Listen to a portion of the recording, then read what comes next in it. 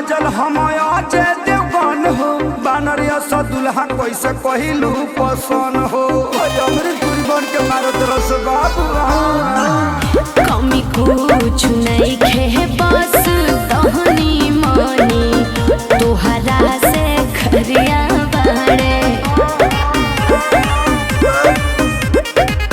बड़े बेरोजगार